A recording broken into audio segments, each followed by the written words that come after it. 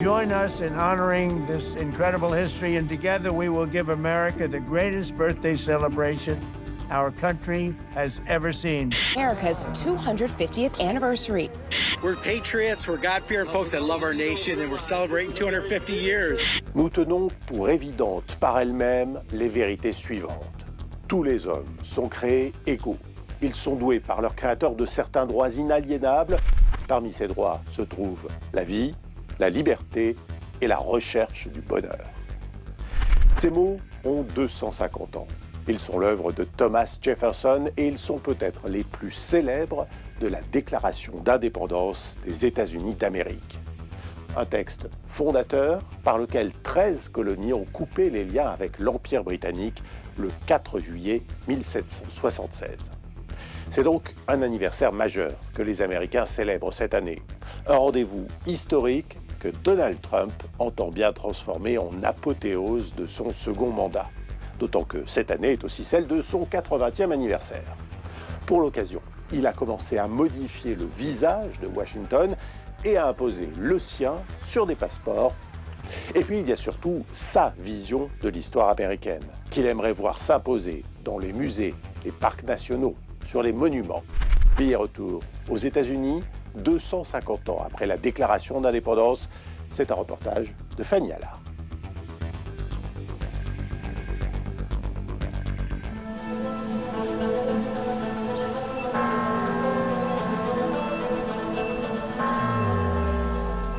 À Philadelphie, berceau de l'indépendance des États-Unis et première capitale du pays, l'histoire est partout.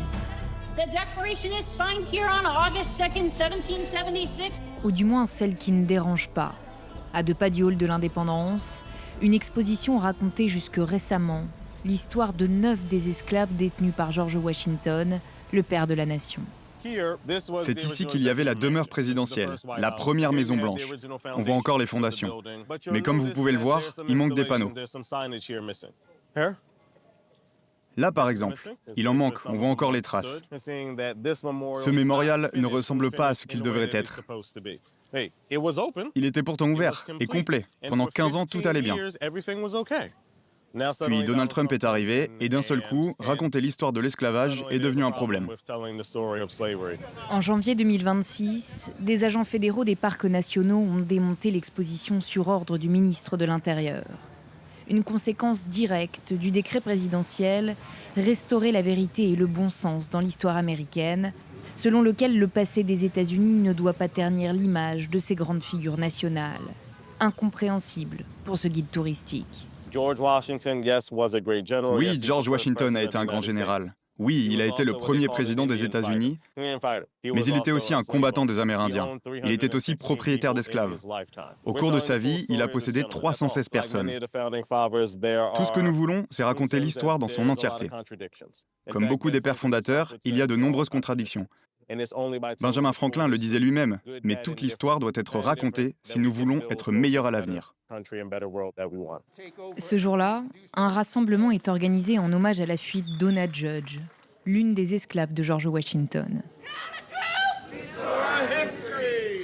Une célébration annuelle qui revêt cette fois une signification particulière, alors que seuls 16 des 34 panneaux ont pour l'instant été réinstallés.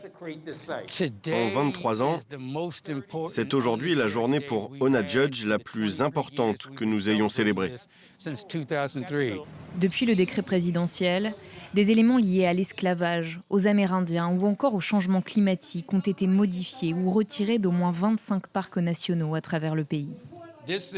Voici Whipped Peter ou Gordon, que l'on appelait aussi le dos lacéré.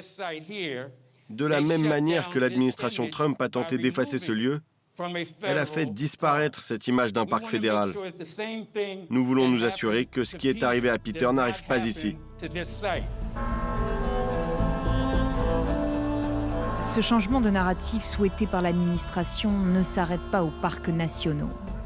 Au cœur de la colère présidentielle, le Smithsonian, plus grand complexe culturel au monde, dont Donald Trump juge la teneur trop woke. En août dernier, la Maison-Blanche a demandé un examen complet des contenus de tous ces musées, ainsi que des expositions prévues pour le 250e anniversaire des États-Unis. Le ton de la lettre et la nature des demandes laissaient clairement entendre qu'ils voulaient passer en revue l'ensemble des documents à la recherche de mots-clés, probablement liés au genre, à la race, à l'esclavage, au colonialisme et à tous les sujets dont la droite américaine estime qu'ils ne devraient pas être abordés. En réaction, ce professeur d'histoire a fondé une organisation dont la mission est de répertorier les éléments des 21 musées de l'institution. Lequel était-ce déjà ? Wilson, je crois. Voyons voir. Ça, c'est Roosevelt. Où est-il ?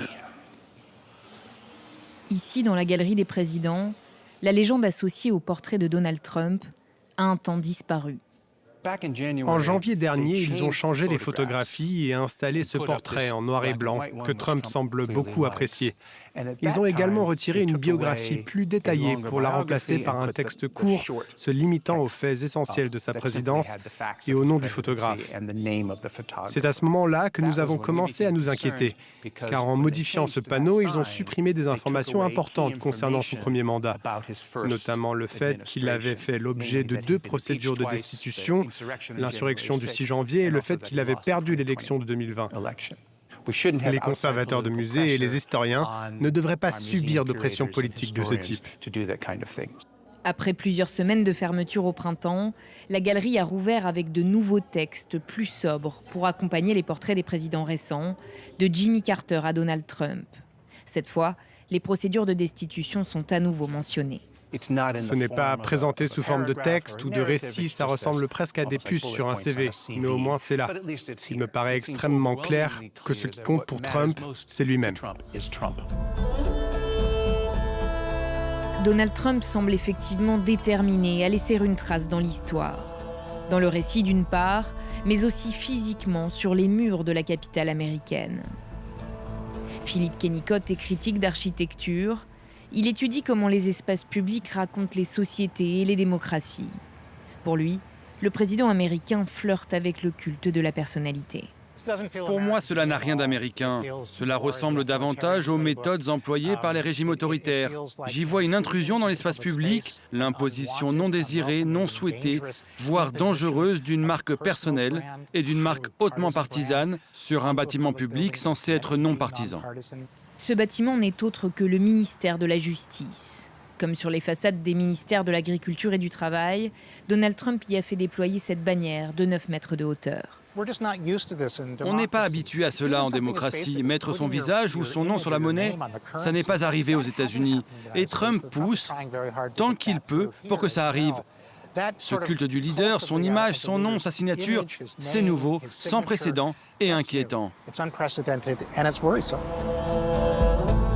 Les 250 ans de l'indépendance sont l'occasion pour Donald Trump d'imposer son image.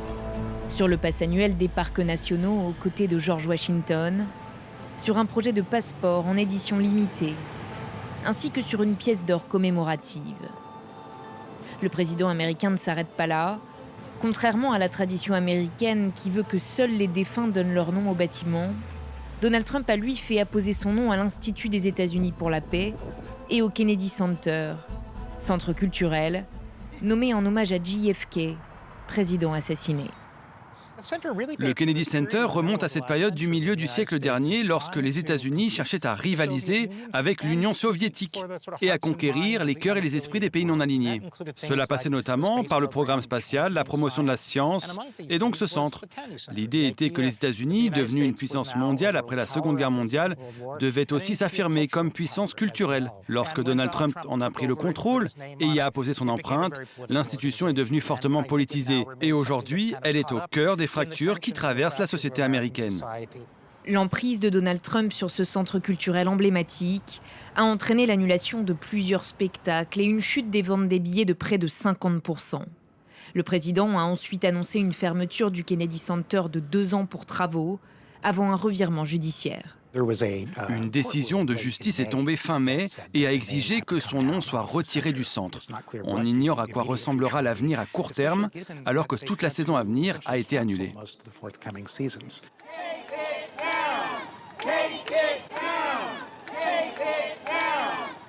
Quelques jours après notre interview et malgré la procédure d'appel engagée par l'administration Trump, le tribunal a tranché en faveur de 7 députés démocrates. Le Congrès est le seul à pouvoir décider de retirer le nom ou de le modifier. C'est inscrit dans les statuts. Nous avons toujours été du côté de la justice. Et nous l'avons répété, si nous voulons défendre les citoyens, si nous voulons défendre notre démocratie, nous devons veiller à respecter l'état de droit.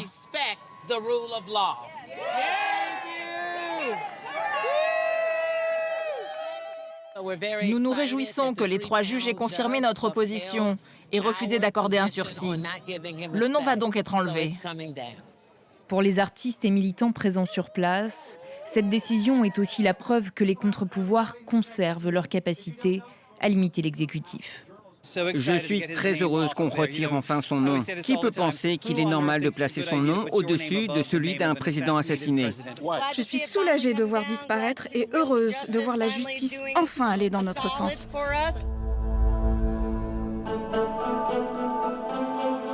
Le narratif américain passe aussi par l'enseignement. À son retour au pouvoir, Donald Trump a mis un terme aux politiques de DEI, pensées pour promouvoir les minorités et corriger les inégalités.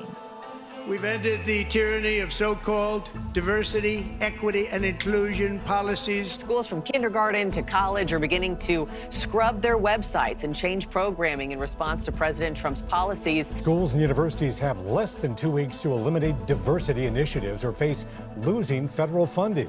The Trump administration calls it common sense. Critics call it an all-out assault on diversity. Une décision vécue comme un séisme par de nombreux établissements, mais jugée nécessaire par certains professeurs qui considèrent que ces mesures entraînaient une orthodoxie idéologique. Avant, c'était très difficile de remettre en question certaines idées largement admises sur des sujets sociaux ou politiques. Mais ça allait à l'encontre du principe même de liberté académique. L'un des changements majeurs apportés par la nouvelle administration, c'est l'accent mis sur la diversité des idées et des opinions, avec une volonté de faire entendre plusieurs points de vue dans les salles de classe. Jessica Triscoe enseigne les femmes en terrain de conflit. Pour elle, les politiques de diversité ont parfois conduit les universités à s'éloigner de leur sujet initial. On nous demandait beaucoup de faire attention au langage qu'on utilisait en cours. Et dans nos formations sur la diversité, encore aujourd'hui, il y a une vraie insistance sur l'utilisation des bons pronoms et d'un langage neutre du point de vue du genre, dans tout ce qu'on dit. Mais ça devient compliqué quand on enseigne les questions liées aux femmes et au genre, parce que ces catégories ont un sens et qu'elles sont importantes. Pour moi, en tant que chercheuse en sciences sociales, elles sont essentielles pour comprendre l'expérience des femmes, hier comme aujourd'hui, notamment dans les conflits armés. Donc utiliser le terme « femme-soldat », ça a du sens.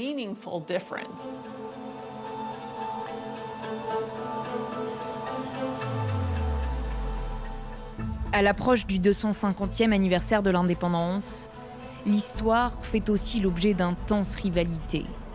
D'un côté, America 250, la commission bipartisane créée par le Congrès. De l'autre, Freedom 250, une initiative soutenue par la Maison-Blanche. Il y a quelque chose de profondément américain dans un camion de 18 roues. Il avance, il relie les gens, il transporte ce qui compte. Avec Freedom 250, nous construisons un mouvement national, un mouvement qui invite chaque Américain, chaque école, chaque communauté et chaque famille à prendre part à quelque chose qui les dépasse. Les détracteurs de Donald Trump l'accusent d'avoir créé une structure concurrente dans le but de centrer l'anniversaire autour de sa personne. Mais lorsqu'on interroge le président du comité, il nie toute orientation politique. Freedom 250 est une organisation non partisane. Ce n'est même pas bipartisan. Il s'agit d'un partenariat entre le public et le privé. La liberté appartient à tous les Américains. C'est un point essentiel pour nous. Les États-Unis sont un pays profondément divers et nous voulons célébrer cette diversité. 6 de ces camions ont parcouru les États-Unis ces derniers mois. À l'intérieur, des musées mobiles où l'histoire condensée de l'Amérique est racontée sur les murs et par intelligence artificielle.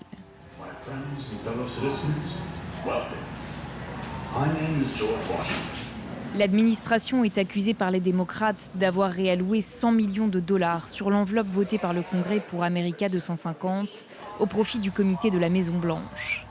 La controverse ne s'arrête pas là. L'organisation de Freedom 250 fonctionne grâce à des partenariats privés avec de grandes entreprises de la défense et de la tech, comme Palantir, géant de l'IA, dont les services sont utilisés par le renseignement américain. Une collusion entre intérêts privés et célébration nationale qui pose question. Mais pas pour ces Américains qui, eux, apprécient l'initiative et souhaitent se concentrer sur ce qui les unit. Pour moi, une célébration doit être un moment de joie. On peut toujours trouver quelque chose de négatif. Si c'était Joe Biden qui était à l'origine de cette célébration, les conservateurs se plaindraient aussi. C'est le moment d'être ensemble, quelles que soient nos différences. L'expérience américaine, cette grande aventure démocratique, est quelque chose d'extraordinaire. Dans un climat américain marqué par une polarisation extrême, la figure de Donald Trump exacerbe les tensions.